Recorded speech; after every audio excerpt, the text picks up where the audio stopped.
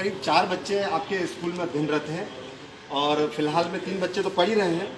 मैं आपसे ये कहना चाह रहा हूँ सर कि आज जो ये अभिभावक आपके समक्ष आए हैं, जिससे हो सकता है कि आपको थोड़ी तकलीफ भी महसूस हो रही होगी, लेकिन मैं आपको ये बताना चाह रहा हूँ सर कि जब से ये स्कूल लग रहा है तब से लगभग 20-25 साल मेरे ख्याल से यहाँ स्कूल को लगते लगते हो गए होंगे।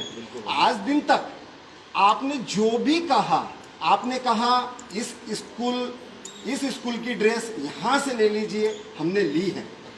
आपने कहा कि ये फलाना कोर्स और फलाने राइटर की बुक इस दुकान से मिलेगी, हमने ले ली।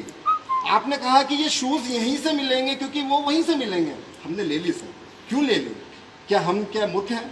हमें समझ में नहीं आता? कुछ भी आता है सर, लेकिन हमने इसलिए ले ली क्योंकि हमारे जो बच्चे हैं ना सर, उनके लिए हम कंप्रोमाइज़ कर रहे हैं। हम जानते हैं कि स्कूल के कई अन्य खर्च भी ऐसे हैं जो उनके माध्यम से निकलते होंगे, उसलिए सर हमने कंप्रोमाइज़ भी किया। और कभी जीवन में आके आपसे शिकायत नहीं करी। ये इतने पेरेंट्स खड़े हैं सर, मैंने भी कभी शिकायत नहीं करी कि आपने हमको क्यों कहा कि वहाँ से ड्रेस खरीदो, वहाँ से किताबें खरीदो। हमने कभी नहीं कहा, क्योंकि हम आर्थिक रूप से ये समझते थे कि थोड़ी मेहनत ज़्यादा कर लेंगे अपने बच्चों के लिए, लेकिन आपको संतुष्ट रखेंगे। ये 25 साल का रिकॉर्ड मैं आपको बताने जा रहा था। अब आगे की बात सर, 100 साल में 1 साल ऐसा आया है, जैसा कि माननीय अनुविभागीय अधिकारी स्वयं अपने उद्बोधन में कहते हैं कि ये जो चीज़ हुई है ना, इसको आपको बर्दाश्त करना पड़ेगा। हम पूछते हैं कि क्यों, तो वो कहते हैं कि 100 साल में 1 वर्ष ऐसा आया है जिसमें सबको कंप्रोमाइज़ करना पड़ेगा और ये आर्थिक संकट है।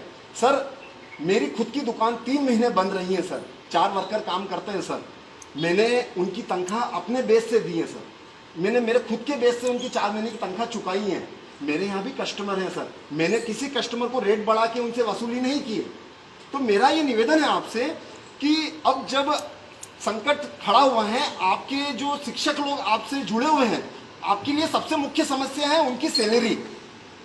तो उनको चुकाने के लिए अब आपको भी कुछ, जब इतने वर्षों आपने हमसे ही कमाया है, 100 साल में एक बार ये ऐसा वर्ष आता है, तो सर 50% सैलरी आप अपने बूते से उनकी निपटाइए और उनसे भी आग्रह कीजिए कि भाई ये 100 वर्ष में ऐसा आया है तो आप अपनी 50% सैलरी को रोकिए और उनको अपने बूते से उसको निपटाइए। पहली तो हमारी ये रिक्वेस्ट है।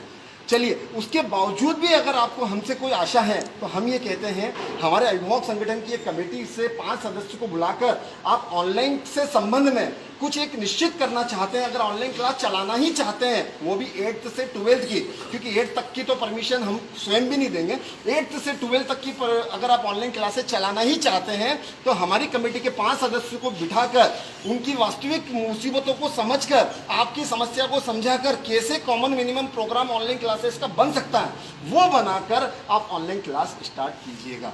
दूसरी चीज, सभी स्कूल, जैसा कि आप भी बाकायदा सोशल मीडिया पे पढ़ रहे हैं, कई स्कूलों ने 50% फीस माफ कर दी, कई ने 80% फीस माफ कर दी।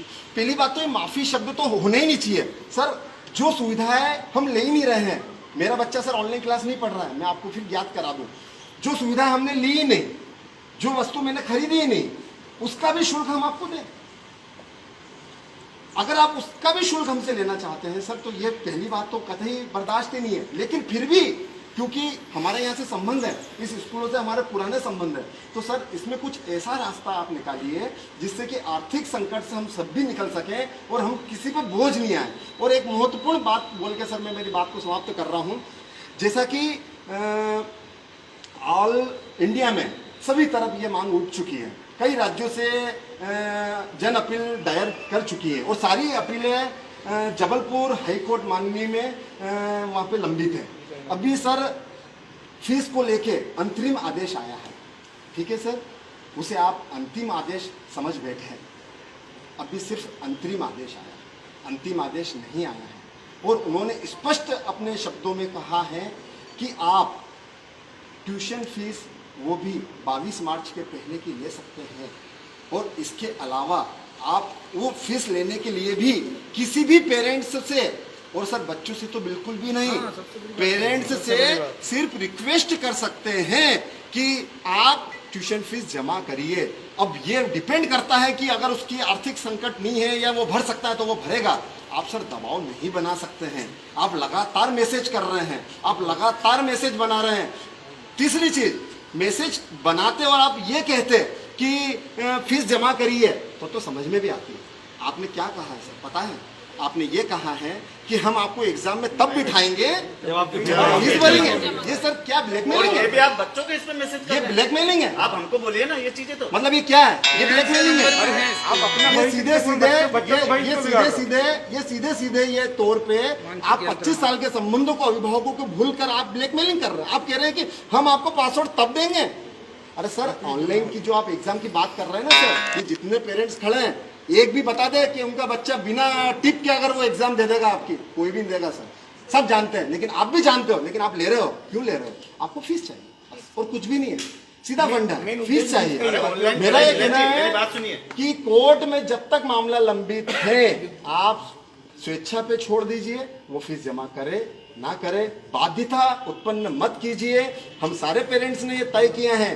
यदि आपके जवाब से हम संतुष्ट नहीं होते हैं तो जावरा अभिभावक संगठन के माध्यम से सभी अभिभावक आने वाले समय में हम संबंधित स्कूल के खिलाफ कार्रवाई करेंगे, एफआईआर दर्ज करवाएंगे कि हमको परेशान किया जा रहा है, हमें ब्लैकमेलिंग किया जा रहा है कि हम एग्जाम में नहीं बिठाएंगे, आपको स्कूल से निकाल देंगे, या जो भी XYZ सब हो रहा है। सर ये हम बर्दाश्त इस वर्ष नहीं कर पाएंगे। ये हमारा आपसे विनम्र निवेदन है।